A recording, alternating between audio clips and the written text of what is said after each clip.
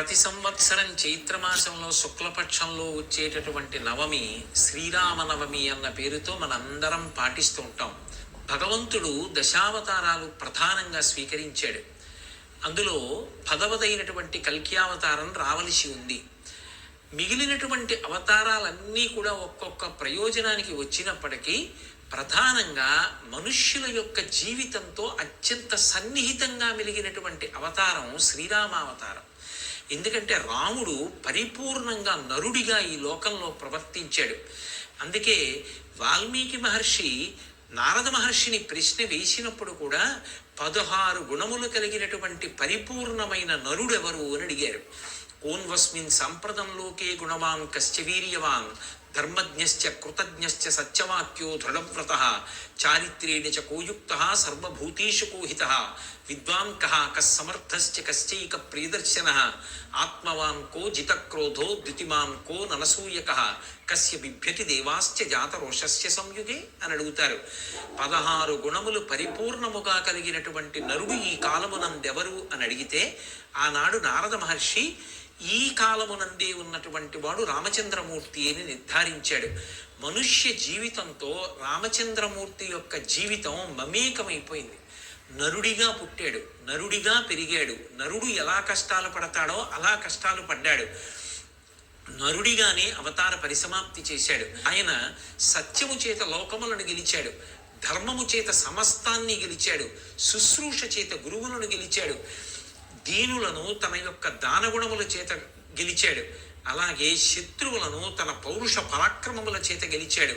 పరిపూర్ణమైనటువంటి నరుడి యొక్క అవతారమే రామావతారం. అంత గొప్పదైనటువంటి రామావతారం నరుడిగా వస్తే తప్ప రావణ సంహారం జరగదని, ఆ అవసరం లేకపోయినా సరే కౌసల్యా గర్భవాసం 12 నెలలు చేసి ఆయన ఈ భూమి మీదకి నరుడుగా వచ్చాడు. అందుకే వాల్మీకి మహర్షి రామాయణం బాలకాండలో ఒక మాట అంటారు. తతశ్చ ద్వాదశే మాసే చైత్రే నామమికీ తిథౌ నక్షత్రేదితి దైవత్యే సోచ్ఛ సంస్థేషు పంచషు గృహేషు కర్కటే లగ్నే వాక్పతాం ఇందునా సహ ప్రోద్యమానే జగన్నాథం సర్వలోక నమస్కృతం అన్నారు. 5 గ్రహాలు ఉచ్ఛలో ఉండగా చైత్రమాసంలో శుక్లపక్షంలో నవమి తిథి నాడు మధ్యాహ్నం వేళ పరిపూర్ణమైనటువంటి నరుడిగా వచ్చినటువంటి అవతారం శ్రీరామావతారం. అటువంటి శ్రీరామచంద్రమూర్తి ఈ లోకంలో ఆవిర్భవించి మనకందరికీ కూడా ధర్మానుష్ఠానంతో మనిషి ఎలా ప్రవర్తించాలో నేర్పాడు. చైత్రమాసంలో వచ్చినటువంటి రామావతారం నరుడిగా ప్రవర్తించడం నేర్పితే, వైశాఖ మాసంలో వచ్చినటువంటి శంకర భగవత్పాదుల యొక్క అవతారం ఒక మనిషిగా ఎలా బ్రతకాలో ప్రబోధం చేసినటువంటి అవతారం. అంత గొప్ప మాసములు రెండిటిలో 2 గొప్ప అవతారాలు వచ్చాయి. ఒకటి సాక్షాత్ శ్రీ మహావిష్ణువు యొక్క అవతారం అయితే, ఒకటి పరమశివుని యొక్క అవతారం. ఒకటి నరుడిగా వచ్చి లోకానికి నడవడి నేర్పితే, వేరొకటి గురువుగా వచ్చి లోకానికి ఎలా ప్రవర్తించాలో, ఈశ్వరుణ్ణి ఎలా చేరుకోవాలో మార్గాన్ని ఉపదేశం చేసింది. అంత గొప్ప అవతారం శ్రీరామావతారం. శ్రీరామ నవమి నాడు అందరూ తప్పకుండా ఉపవాసం చేస్తారు. చేసి పొద్దున్నే రామచంద్రమూర్తిని ఆరాధన చేసి బాలకాండలోంచి శ్రీరామచంద్రమూర్తి యొక్క అవతారం ఆవిర్భవించినటువంటి ఘట్టాన్ని, ఆ సర్గని పారాయణ చేస్తారు. పారాయణ చేసి దేవాలయానికి వెళ్ళి రామచంద్రమూర్తిని సేవించి పరిపరి విధముల మార్చి ఇంద్రియములకు భగవంతుణ్ణి ఆలంబనంగా ఇచ్చి ఉపవాస దీక్షలో రామచంద్రమూర్తిని సేవిస్తారు. అంటే కన్నులతో కొంతసేపు రామచంద్రమూర్తి యొక్క రూపాన్ని చూడడం, చెవులతో రామచంద్రమూర్తి యొక్క కీర్తనాన్ని వినడం, చేతులతో రామచంద్రమూర్తిని సేవించడం, అలాగే నోటితో రామచంద్రమూర్తి యొక్క కీర్తిని భజించడం, అలా మార్చి ఇంద్రియములను రామచంద్రమూర్తి యొక్క సేవ యందు వినియోగిస్తారు. ఆ రోజంతా ఉపవాసం ఉండి శ్రీరామచంద్రమూర్తి యొక్క సేవ చేసి ఆ సాయంకాలం పట్టాభిషేక సర్గ చదువుతారు. కాస్త సంస్కృత భాషా పరిజ్ఞానం ఉన్నటువంటి పెద్దల్ని ఆహ్వానించి ఆ రోజు సాయంకాలం భక్తులందరూ కూర్చుని యుద్ధకాండలో పట్టాభిషేక సర్గ ఏది ఉందో ఆ సర్గలో మకుటధారణ అంటారు. అంటే ఆయనకి కిరీటం పెట్టినప్పుడు వశిష్ఠాది మహర్షులు వచ్చి ఆ కిరీటాన్ని అక్కడ ఉంచి పూజించి ఆయన తల మీద అలంకరించారు. ఆ ఘట్టాన్ని ఒకసారి చదివి వివరణ చేస్తారు. ఆ మకుటధారణ సర్గ చదువుతారు. అలాగే ఆంధ్రదేశంలో సీతారామ కళ్యాణం ప్రఖ్యాతి వహించింది. కళ్యాణం చూసినంత మాత్రం చేత, కళ్యాణంలో ఉన్నటువంటి తలంబ్రాల అక్షతలు తల మీద వేసుకున్నంత మాత్రం చేత 3 రకములైనటువంటి అనుగ్రహం కలుగుతుంది. యజ్ఞం చెయ్యాలనేటటువంటి బుద్ధి కలిగి ఆ యజ్ఞం చేసినటువంటి కారణం చేత దేవతల యొక్క అనుగ్రహాన్ని పొంది, తానే కాకుండా తాను తన చుట్టుపక్కల ఉన్నవారు సమాజము అంతా కూడా కళ్యాణం చూసినంత మాత్రం చేత, కళ్యాణంలో ఉన్నటువంటి తలంబ్రాల అక్షతలు తల మీద వేసుకున్నంత మాత్రం చేత 3 రకములైనటువంటి అనుగ్రహం కలుగుతుంది.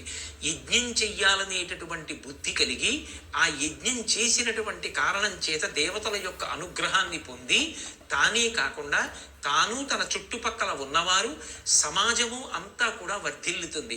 అలాగే ఐశ్వర్యము బాగా పెరుగుతుంది. 3 సంతానము కలుగుతుంది. కళ్యాణము వలన పొందనటువంటి ప్రయోజనము లోకంలో ఉండదు. అన్ని ప్రయోజనములు పొందవచ్చు. అంత గొప్ప ప్రయోజనములకు ఆలవాలమైనటువంటి సీతారామ కళ్యాణాన్ని వాడవాడలా నిర్వహిస్తారు. చక్కగా ఆ కళ్యాణ సమయంలో అందరికీ కూడా విసినికర్రలు, అలాగే పానకం, వడపప్పు, మామిడి పళ్ళు ఇటువంటివి చలవ చేసేటటువంటి పదార్థాల్ని పంచిపెడతారు. అలాగే మల్లెపూలు విశేషంగా తెచ్చి రామచంద్రమూర్తికి అలంకారం చేస్తారు.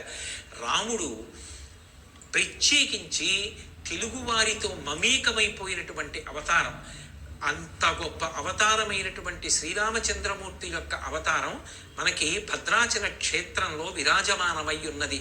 ఆ భద్రాద్రి చేసినటువంటి అద్భుతమైనటువంటి తపస్సు ఫలితంగా వామాంకస్థిత జానకీ పరిల సత్కోదండ దండంకరే చక్రం చోర్ధ్వకరేణ బాహుయుగలే శంఖం శరం దక్షిణే బిభ్రాణం జలజాతపత్రనయనం భద్రాద్రి మూర్ధ్ని స్థితం కేయూరాది విభూషితం రఘుపతిం సౌమిత్రయుక్తం భజే అని అపసవ్యముగా ఆయుధములను ధరించి లక్ష్మణ సీతా సమేతుడై రామచంద్ర ప్రభు భద్రాద్రి మీద వెలిశాడు. అలాగే మన రాష్ట్రంలో ఒంటిమిట్ట, గొల్లల మావిడాడ మొదలైనటువంటి అనేక క్షేత్రాలలో అద్భుతమైనటువంటి రీతిలో రామచంద్రమూర్తి యొక్క ఆరాధన, కళ్యాణము జరుగుతూ ఉంటాయి. చక్కగా ఆ రోజున రామాలయానికి వెళ్ళి రామచంద్రమూర్తి యొక్క నామం చెప్పి రామకోటి వ్రాసి అందరూ కూడా తరించడానికి పరమ యోగ్యమైనటువంటి కాలం. ఎప్పుడో త్రేతాయుగంలో రామావతారం వచ్చిన అందరూ తేలికగా తరించడం కోసమని అష్టాక్షరీ మహామంత్రం, పంచాక్షరీ మహామంత్రంలో ఉన్నటువంటి బీజాక్షరములు రెండింటినీ సంకలనం చేసి లోకమంతా తరించడానికి అగ్ని బీజాన్ని, అమృత బీజాన్ని కలిపి రామనామాన్ని వశిష్ఠ మహర్షి ఉంచి మనందరం ఆయనకి రుణపడిపోయేటంతటి మహోపకారాన్ని చేశారు. అందరం శ్రీరామనవమి నాడు శ్రీరామనామ సంకీర్తనం చేసి రామచంద్రమూర్తి యొక్క అనుగ్రహము చేత ధర్మమునందు విశేషమైనటువంటి అనురక్తి పొంది ఆ ధర్మానుష్ఠానము చేత సమస్తమైనటువంటి ప్రయోజనాల్ని పొందడానికి కావలసినటువంటి స్థితిని సముపార్జించుకుందాం. ఇవాళ లోకంలో అందరూ కోరుకునేది శాంతి. ఆ శాంతి దేని వలన లభిస్తుంది అంటే ధర్మానుష్ఠానం వలననే లభిస్తుంది. సమస్త శాస్త్రముల సారాన్ని పిండేస్తే 2 అక్షరాలు ధర్మం. ఆ ధర్మానుష్ఠానమునందు అనురక్తి దేని వలన కలుగుతుంది అంటే రామచంద్రమూర్తి యొక్క ఆరాధన వలన కలుగుతుంది. అంత గొప్ప నైమిత్తిక తిథి శ్రీరామనవమి. అటువంటి శ్రీరామనవమిని మనందరం భక్తి ప్రపత్తులతో ఆచరించి ఆ సీతారాముల యొక్క పరిపూర్ణమైనటువంటి అనుగ్రహానికి పాత్రులమవుదాం. రామాయణం లేని ఇల్లు, రామ కథ చెప్పనటువంటి తల్లి, రామనామ వైభవం తెలుసుకోనటువంటి వ్యక్తి బహుశः లోకంలో ఉంటారని నేను అనుకోవట్లేదు. ఎందుచేత అంటే శ్రీరామాయణం ఆదికావ్యం, మధురాతి మధురమైనటువంటి కథ. ఇన్ని మాటలు రామాయణం చదవండి, ఇన్ని మాటలు రామాయణం వినండి, ఎప్పటికప్పుడే ఒక కొత్తతనం కనిపిస్తుంది. రామాయణంలో ఉన్నటువంటి విశేషం ఏమిటంటే ఎప్పుడో జరిగిన కథలా ఉండదు. రామాయణం చదువుతున్నప్పుడు మన కళ్ళ ముందు ఆ వ్యక్తులందరూ సజీవంగా కదులుతూ మాట్లాడుతున్నంత అద్భుతమైనటువంటి రచన చేశారు. శ్రీరామాయణము ఇతిహాసము. ఇతిహాసము అంటే అది కల్పింపబడినటువంటి కథ కాదు, యథార్థమైనటువంటి గాథ. రామచంద్రమూర్తి యొక్క అవతారము పరమ సత్యము.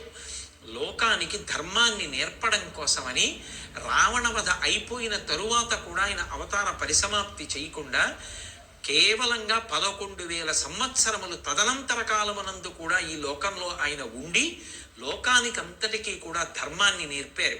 అందుకే మీరు చూడండి, అసలు రామస్పర్శ లేనటువంటి విషయం ఉండదు. ఏదైనా వ్రాయడం మొదలు పెడితే శ్రీరామ అని వ్రాసి వ్రాయడం మొదలు పెడతాం. ఓ చంటి పిల్లవాడికి స్నానం చేయించారనుకోండి, ఆఖరణ పాత్రలో మిగిలిన నీరు కొద్దిగా చేత్తో పట్టుకుని తల్లి పిల్లవాడి చుట్టూ తిప్పి శ్రీరామ రక్ష అని పిల్లవాడికి రక్ష పెడుతుంది. పిల్లవాడికి చిన్నతనంలో రామకథ చెప్తుంది. ఇంట్లో ఎవరైనా వృద్ధిలోకి రావాలి అని కోరుకున్నప్పుడు రామచంద్రమూర్తి అంతటి వాడి అవ్వాలరా అంటారు. లోకంలో ఎవరైనా ఒక తల్లి గొప్ప కొడుకుని కంటే కౌసల్య లాంటి తల్లివమ్మ అంటారు. ఎవరైనా అసూయతో ప్రవర్తిస్తే దీనిది శోర్పణక బుద్ధిరా అంటారు. ఒకడు అహంకార గ్రస్తుడైతే వీడిది రావణ బుద్ధిరా అంటారు. కాపక్ష్యం ఎక్కువగా ఉంటే వీడు మారీచుడు లాంటి వాడు రా అంటారు. ఎక్కువ నిద్రపోతే నువ్వు కుంభకర్ణుడివా ఏమి అంటారు. అసలు రామాయణం సమాజం నుంచి విడదీయడానికి వీలు లేనంతగా మమేకమైపోయింది. అంత గొప్ప రామ కథ అసలు మనిషి జీవితంలో మమేకమైపోయి ఉండిపోయింది. రామాయణాన్ని చదివినంత మాత్రం చేత మనిషి ఉత్థాన పతనములలో ఎలా ఊంచుకోవాలో అలవాటవుతుంది. ఒక విషయాన్ని ఎలా చెయ్యాలి, వేద ప్రమాణాన్ని అనుసరించి ఎలా ప్రవర్తించాలి అంటే రామాయణం చదువుకుంటే చాలు. ఒక కష్టం వచ్చినప్పుడు రాముడు ఎలా నిలబడ్డాడు, సీతమ్మ ఎలా నిలబడగలిగింది అన్నది గుర్తు తెచ్చుకుంటే మనం పొందిన కష్టం కష్టమా అనిపిస్తుంది. మనుష్యులు పొందేటటువంటి కష్టాలలోకెల్లా పెద్ద కష్టం ఏమిటి అంటే తన కష్టం చెప్పుకోవడానికి పక్కన ఒక వ్యక్తి లేకపోవడం. మా తల్లి సీతమ్మ తాను అంత కష్టంలో ఉండి తన కష్టం చెప్పుకోవడానికి పక్కన ఒక వ్యక్తి లేకుండా అన్ని రోజులు రావణాసురుడి యొక్క లంకాపట్టణంలో బాధపడింది. ఆ తల్లి పడిన బాధ కన్నా నేను పొందేటటువంటి బాధలు ఏ పాటి అన్న భావన కలిగిన నాడు మనిషి ధర్మాన్ని విడిచిపెట్టకుండా నిలబడడానికి కావలసినటువంటి ప్రజ్ఞ సముపార్జించుకుంటాడు. అందుకే రామాయణం అసలు మనిషి జీవితం నుంచి వేరు చెయ్యడానికి వీలు లేని రీతిలో మమేకమైంది. రామాయణానికి ఉన్న గొప్పతనం ఏమిటంటే శ్రీరామాయణం మీరు చదువుతూ ఉండగా ఎన్ని మాటలు చదువుతున్నా మీకు కొత్త కొత్త విషయాలు అందులోంచి గోచరిస్తూనే ఉంటాయి. ఎన్ని మాటలు రామాయణం వినండి, విన్న కథే కదా అనిపించదు. ఎన్ని మాటలు రామాయణం చూడండి, చూసిన కథే కదా అనిపించదు. అందుకే ఎందరో కవులు వ్రాసిన రామాయణాన్ని వ్రాశారు, ఎందరో గాయకులు ఆ రామకథనే పాట పాడారు, ఎందరో ఆ రామకోటే వ్రాశారు. యర్వకాలముల యందు చేతిలో కోదండాన్ని ధరించి వీరరాఘవ విజయరాఘవ అనేటటువంటి 2 బిరుదునామాలతో సమస్త లోకాల్ని కాపాడేటటువంటి మహానుభావుడయ్యాడు. ధర్మబద్ధమైనటువంటి పరిపాలన చేసినటువంటి వ్యక్తి యొక్క పరిపాలనని కూడా రామరాజ్యం అనే పిలుస్తాం. రామరాజ్యము అంటే రాముడు పరిపాలించినటువంటి పరిపాలన అని అనుకోకూడదు. రాముడు పరిపాలిస్తేనే రామరాజ్యం వస్తుంది అంటే మళ్ళీ రామరాజ్యం రావాలి అని కోరుకోవాలి అంటే రాముడి అవతారం రావాలి అని చెప్పాలి. కాదు, రాముడు పరిపాలన చేసినప్పుడు లోకంలో ఉన్నటువంటి వాళ్ళందరూ సుఖశాంతులు పొందారు. రాముడు పరిపాలనకి దేన్ని ప్రమాణంగా తీసుకున్నాడు? శాస్త్రాన్ని ప్రమాణంగా తీసుకున్నాడు. తన స్వబుద్ధిని ఎప్పుడూ పాటించలేదు. శాస్త్రం ఎలా చెప్పిందో అలా పరిపాలన చేశాడు. శాస్త్రము చెప్పినట్టుగా ప్రమాణంగా స్వీకరించి పరిపాలన చెయ్యగలిగిన నాడు మళ్ళీ రామరాజ్యం వస్తుంది. అందుకే మీరు చూడండి, ఎక్కడ ఏ విషయాన్ని ఉదాహరించవలసి వచ్చినా రామాయణాన్నే ఉదాహరిస్తారు. అయ్యా రామరాజ్యం రావాలండి అంటారు, రామచంద్రమూర్తి లాంటి కొడుకు పుట్టాలండి అంటారు, ఒరే రామలక్ష్మణుల్లా కలిసి ఉండండిరా అంటారు. దంపతులు ఎవరైనా కనపడితే సీతారాముల్లా 10 కాలాలు వర్ధిల్లండమ్మా అంటారు. దాంపత్యం అన్న మాటకి పర్యాయపదం సీతారాములే. వాళ్ళిద్దరూ శారీరకంగా వేరుగా ఉన్నప్పటికీ కూడా వారి మనసులు మాత్రం ఎప్పుడూ కలిసే ఉన్నాయి. దంపతులకు ఉండవలసినటువంటి లక్షణం అది. అందుకే సుందరకాండలో స్వామి హనుమ శిశుపావృక్షం మీద కూర్చుని కింద ఉన్నటువంటి శోకమూర్తి అయిన సీతమ్మని చూసి ఒక మాట అంటారు. అస్యా దివ్యా మనస్తస్మిన్ తస్య చాస్యాం ప్రతిష్ఠితం తేనీయం సచి ధర్మాత్మా ముహూర్తమపి జీవతి అంటారు. ఈ సీతమ్మ మనసు రాముడి దగ్గరుంది, రాముడి మనసు సీతమ్మ దగ్గరుంది. వీళ్ళిద్దరి మనసులు ఎవరి మనసులు వాళ్ళ దగ్గరే ఉంటే వీళ్ళింతకాలం బ్రతికి ఉండేవారు కాదు అంటారు. దాంపత్యం అంటే సీతారాములే. అందుకే ప్రాతస్మరణీయులైనటువంటి కంచికామకోటి పీఠాధిపత్యం వహించిన మహాపురుషులు అపర శంకరావతారులైనటువంటి శ్రీ శ్రీ శ్రీ చంద్రశేఖరేంద్ర సరస్వతి మహాస్వామి వారు తరచుగా తన అనుగ్రహ భాషణాల్లో వివాహానికి శుభలేఖ వేస్తే సీతారాముల యొక్క మూర్తిని వెయ్యవద్దు అని చెప్తుండేవారు. సీతారాములు ఆ రామాయణంలో ఉండేటటువంటి వ్యక్తులు ఎప్పటికీ మనకి ఆదర్శమే. అటువంటి రామచంద్రమూర్తి ఆవిర్భవించినటువంటి పరమ పవిత్రమైనటువంటి రోజు శ్రీరామ నవమి. ఆ రామనామం చెప్పినా, రామ కథ చదివినా, రామాయణాన్ని తల మీద పెట్టుకున్నా, రామాయణం మీద ఒక్క పువ్వు వేసినా, చిట్ట చివరికి రామాయణం పుస్తకం అక్కడ పెట్టి ప్రదక్షిణం చేసిన, రామాలయానికి వెళ్ళిన, రామకోటి వ్రాసిన, రాముణ్ణి భజన చేసిన, ఒక పాట పాడిన, రాముణ్ణి స్తుతి చేసిన, ఉపవసించిన, పూజ చేసిన ఆయన అనుగ్రహంతో ఇహము పరము కూడా కలుగుతాయి. అందుకే ధరించిపోవడానికి అత్యంత తేలికైనటువంటి అవకాశం ఇవ్వగలిగినటువంటి అద్భుతమైనటువంటి రోజు ఈ శ్రీరామ నవమి. అటువంటి శ్రీరామ నవమి ఒక్క క్షణం కూడా వృధా కాకుండా మనందరం ఆ రామచంద్రమూర్తి యొక్క పాదార విందములను సేవించి ధర్మమునందు అనురక్తి పొందుదాం. అందుకే మీరు శ్రీరామాయణాన్ని పరిశీలించండి. ధర్మాన్ని విడిచిపెట్టిన వాళ్ళందరూ ఎంత శక్తివంతులైనా నశించిపోయారు. ఎన్ని కష్టాలు రానివ్వండి, నేను ధర్మాన్ని విడిచిపెట్టను అని ధర్మాన్ని పట్టుకున్న రామచంద్రమూర్తి మాత్రం శాశ్వతుడైపోయాడు. యుగాలు మారిపోయిన రామాలయం లేనటువంటి గ్రామం లేదు, రామనామం చెప్పనటువంటి వ్యక్తి లేడు, రాముని యొక్క పేరు వ్రాయకుండా మొదలు పెట్టబడినటువంటి పుస్తకం లేదు, రామ కథ చెప్పని తల్లి లేదు, రామ కథ చదువుకోనటువంటి పిల్లవాడు లేడు, సీతారాముల పట్ల భక్తి లేనటువంటి వ్యక్తి లేడు. అంత గొప్ప రామాయణం, అంత గొప్పదైనటువంటి శ్రీరామావతారం ఆవిర్భవించినటువంటి పరమ పవిత్రమైన రోజు.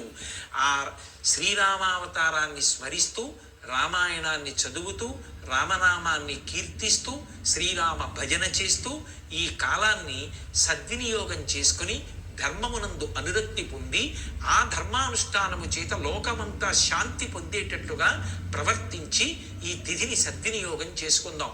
ఒక్క విషయం మీకు ప్రధానంగా మనవి చేస్తాను. రాముడి జీవితం మొత్తం మీద ఎన్ని కష్టాలు రానివ్వండి, ఆయన నిలదొక్కుకోగలిగాడు. ఏ కారణం చేతనో తెలుసా? రామాయణాన్ని జాగ్రత్తగా పరిశీలనం చేస్తే అర్థమవుతుంది. ఆయన ధర్మానుష్ఠానం మాత్రం ఆయన విడిచిపెట్టలేదు. ధర్మాన్ని విడిచిపెడితే ఇది కలిసి వస్తుంది అని అనిపించినా ధర్మాన్ని పట్టుకుని కష్టపడి సాధిస్తాను తప్ప ధర్మాన్ని విడిచిపెట్టి వెంటనే నేను ఫలితాన్ని పొందను అని నిలబడ్డాడు. మీకు ఒక్క ఉదాహరణ చెప్తాను. రాముడు సుగ్రీవుడితో చెలివి చేయడం మానేసి అధర్మమునందున్న వాలితో స్నేహం చేసుకుంటే ఇక సుందరకాండ యుద్ధకాండ లేవు. వాలి రావణాసురుణ్ణి శాసించి సీతమ్మని పిలిపించి రామచంద్రమూర్తికి అప్పగిస్తాడు. కానీ అధర్మమునందున్నటువంటి వాలితో స్నేహం చెయ్యకుండా ధర్మంలో ఉన్నటువంటి సుగ్రీవుడితోనే చెలివి చేసి వాలిని సంహరించి ధార్మికంగానే ప్రవర్తించి అంత కష్టపడి సముద్రానికి సేతువు కట్టి ఆవలి ఒడ్డుకెళ్ళి రావణుడితో యుద్ధం చేసి రావణుణ్ణి పరిమార్చి సీతమ్మని తెచ్చుకుని పట్టాభిషేకం చేసుకున్నాడు తప్ప ధర్మాన్ని పక్కన పెట్టి మాత్రం ఒక్క క్షణం రాముడు జీవించలేదు. అందుకే రామ కథ చదువుకుంటే, రామాయణం చదువుకుంటే ధర్మం మనని రక్షిస్తుంది. తాత్కాలికంగా ఇబ్బందులు రావచ్చు, కానీ ధర్మాన్ని నమ్ముకున్నవాడు ఒక్కనాటికి పాడవడు. ధర్మాన్ని నమ్ముకున్నవాడిని పాడు చేద్దాం అనుకున్నవాడు పాడైపోతాడేమో, కానీ ధర్మాన్ని పట్టుకున్నవాడు, ధర్మాన్ని నమ్ముకున్నవాడు ఎప్పటికైనా రాణిస్తాడు తప్ప వాడి కష్టములు తాత్కాలికములే తప్ప వాడు పాడవడం అన్నది ఉండదు అని మనకి భరోసా ఇవ్వగలిగినటువంటి ఆది కావ్యం శ్రీరామాయణం. అటువంటి శ్రీరామాయణం విశేషంగా ఫలితం ఇవ్వగలిగినటువంటి కాలం అదిగో ఆ రామావతారం ఆవిర్భవించినటువంటి శ్రీరామ నవమి. అందరం మళ్ళీ దీక్షగా అన్ని చోట్ల శ్రీరామాయణ ప్రవచనాలు జరిగి అందరం శ్రీరామనామ వైభవాన్ని గానం చేసి రామనామం చెప్పి చక్కగా అందరం రామాయణం చదువుకుని ఆ రామచంద్రమూర్తి అనుగ్రహంతో ధర్మమునందు విశేషమైన అనురక్తి పొంది ధార్మికమైన జీవనం పొందేటట్టుగా మమ్మల్ని అందరినీ అనుగ్రహించమని సీతాసహితుడైన ఆ రామచంద్రమూర్తి యొక్క పాదారవిందములకు నమస్కరిద్దాం.